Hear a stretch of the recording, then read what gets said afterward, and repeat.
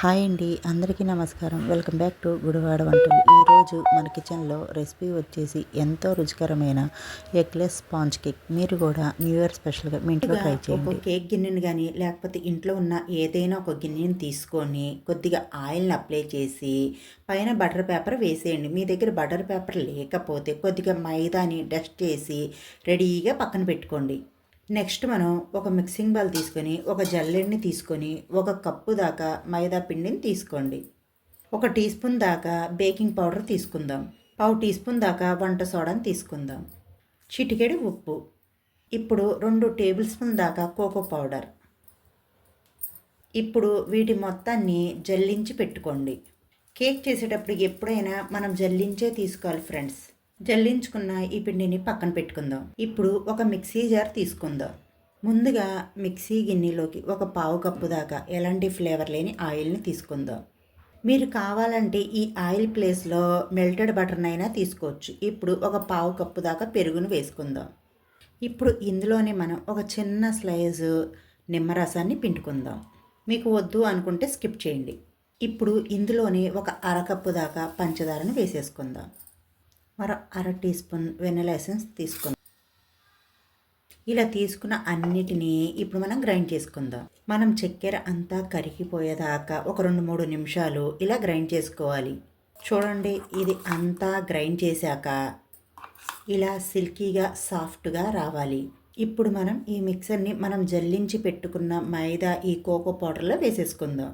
విస్కర్ని తీసుకొని ఒకే డైరెక్షన్లో ఇలా కలిపేసుకొని మీ దగ్గర స్పాచులా ఉంటే కంటెంట్ ఫోల్డ్ మెథడ్లో కలుపుకోండి. ఇప్పుడు అంతా ఇలా కలిసిపోయాక ఇలా బాగా కలిపాక ఒక 2 నుంచి 3 దాకా కాచి చల్లార్చిన పాలను వేసి కలిపేసుకుందాం. ఎప్పుడైనా మనం కేక్ బ్యాటర్ని ఒకే డైరెక్షన్లో కలుపుకోవాలి ఫ్రెండ్స్. నేను వీడియో క్లిప్లో చూపించే విధంగా కలుపుకోండి. కొద్దిగా పాలను వేసుకుంటా ఒక 1/2 కప్పు దాకా అయితే నాకు పాలు పట్టాయి ఫ్రెండ్స్. ఇక్కడ ఈ పాలు పోసాక కలిపేసుకోండి. మన కేక్ బ్యాటర్ అనేది ఎంచక్కగా రెడీ అయిపోయింది. మనకి ఇలా రిబ్బన్ కన్సిస్టెన్సీ రావాలి. ఇప్పుడు మనం ఈ కేక్ గిన్నెని తీసుకొని ఈ కేక్ బ్యాటర్ని వేసేసుకుందాం. ఈ కేక్ బ్యాటర్ అంతా ఈ గిన్నెలో వేసేసాక 2-3 సార్లు ఇలా ట్యాప్ చేయండి. ఏమన్నా ఎయిర్ బబుల్స్ ఉంటాయి, సెట్ అయిపోతాయి. మన కేక్ బ్యాటర్ రెడీ అయిపోయింది కదా ఫ్రెండ్స్. ఇప్పుడు మనం 10 నిమిషాల ముందే మీడియం మంట మీద పెట్టి ఫ్రీ హీట్ చేసుకోండి. లోపల ఒక స్టాండ్ పెట్టి హీట్ చేసుకోండి. ఇప్పుడు మనం మధ్యగా ఈ కేక్ గిన్నెని పెట్టేసుకొని హీట్ అనేది బయటకు పోకుండా కవర్ చేసేయండి. మీడియం ఫ్లేమ్లో పెట్టి ఒక 25 నిమిషాల పాటు బేక్ చేసుకుందాం. 5 నిమిషాల తర్వాత చూపిస్తున్నానండి. మన కేక్ అనేది సరిగ్గా బేక్ అయిందో లేదో ఒక్కసారి చూసుకుందాం. కొద్దిగా తడుందండి. మళ్ళీ కవర్ చేసి 10 నిమిషాల పాటు బేక్ చేసుకుందాం. మనం తీసుకునే గిన్నెని బట్టి మన స్టవ్ను బట్టి కూడా టైం అనేది అటు ఇటు అవుద్దండి. ఒక్కొక్కరికి 30 నిమిషాల్లోనే బేక్ అయిపోద్ది, ఒక్కొక్కరికి 35 నిమిషాలు కూడా పట్టొచ్చు. ఇప్పుడు నేను మళ్ళీ ఒక 10 నిమిషాల తర్వాత చూపిస్తున్నాను మీకు.